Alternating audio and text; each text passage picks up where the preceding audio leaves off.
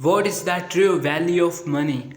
तो आज इसके ऊपर हम आपको एक कहानी सुनाने जा रहे हैं जो आपको बहुत कुछ सिखाने की ताकत रखती है और आपको उस कहानी से बहुत कुछ सीखने के लिए भी मिलेगा। और ये कहानी मनी के ऊपर है, मतलब पैसे के ऊपर है। तो आइए शुरू करते हैं ये इंटरेस्टिंग कहानी। पैसे का असली मूल्य क्या है, इसके ऊपर एक कहानी। एक बार लंदन के हलचल भरे शहर में बेंजामिन नाम के एक बुद्धिमान बूढ़ा व्यक्ति रहता था। बेंजामिन अपनी बुद्धिमत्ता और सामान्य से परे देखने की क्षमता के लिए जाने जाते थे। लोग अक्सर जीवन और ज्ञान के मामलों पर उनका मार्गदर्शन चाहते थे। एक दिन एडवर्ड नाम का एक युवक एक ज्वलंत प्रश्न लेकर बेंजामिन के पास आया। पैसे का असली मूल्य क्या है? बेंजामिन मुस्कुराए और एडवर्ड को पार्क की बेंच पर अपने पास बैठने के लिए आमंत्रित किया। आहा, पैसे का मूल्य, उसने कहा। उसकी आंखें ज्ञान से चमक रही थी।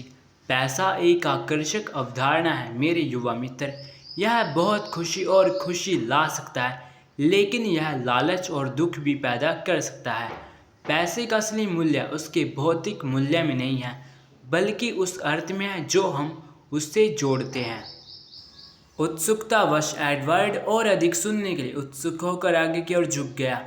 बेंजामिन ने आगे कहा, आप देखते हैं, पैसे एक महज उपकरण है, वस्तु और सेवाओं को प्राप्त करने के एक साधन। यह आपको एक आरामदायक घर, स्वादिष्ट भोजन और सुंदर चीज़ें खरीद सकता है। हालांकि इसका वास्तविक मूल्य इस बात में निहित है कि हम इसका उपयोग कैसे करना चाहते हैं। वह एडवर्ड को एक कहानी सुनाने लगा। एक समय एक धनी व्यापारी था जिसके पास बहुत धन संपदा थी। वह ऐश्वर्य से घिरे हुए एक भव्य भवन में रहता था। हालांकि अपनी संपत्ति के बावजूद वह अकेला और दुखी व्यक्ति था। फिर बेंजामिन ने पहली कहानी के विपरीत एक और कहानी साझा की। इस बार उन्होंने थॉमस नाम के एक विनम्र मोची के बारे में बात की।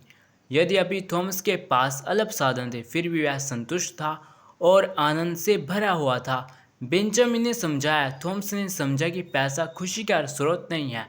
यह वे लोग हैं जिन्हें हम प्यार करते हैं और जिन अनुभवों को हम संजोते हैं, वे वास्तव में हमारे जीवन को समृद्ध करते हैं। एडवर्ड ने बेंजामिन के शब्दों पर विचार किया और उनके अर्थ की गहराई को महसूस किया।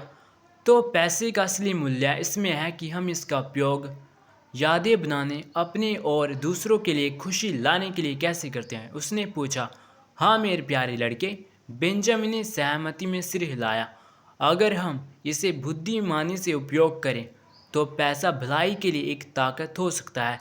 यह नेक कार्य को वित्त पोषित कर सकता है, समुदाय को उत्थान कर सकता है और ज़रूरतमंद लोगों के लिए अवसर प्रदान कर सकता है।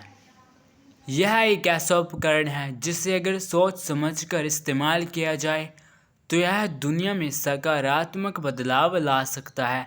एडवर्ड उस दिन पैसे के बारे में एक नई दृष्टिकोण के साथ पार्क से बाहर चला गया।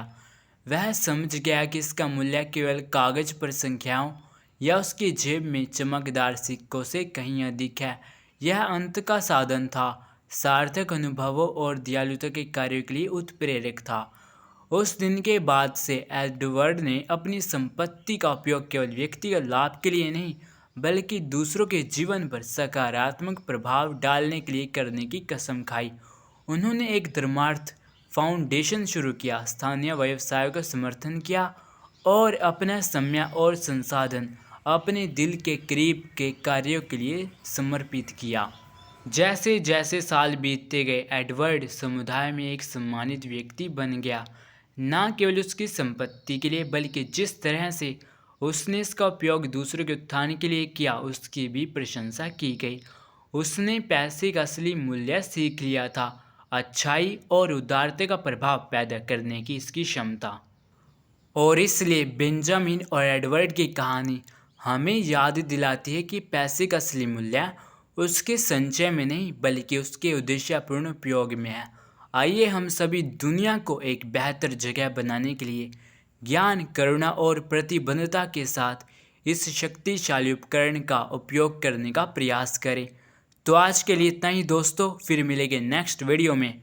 तो अगर आप हमारे चैनल पर नए आए हैं तो उसको सब्सक्राइब करके इसकी बेल आइकन दबा लें, ताकि आप हमारी नेक्स्ट वीडियो आसानी से देख सकें और उससे भी कुछ नया सीख सकें और अपनी ज़िंदगी में आगे बढ़ सकें।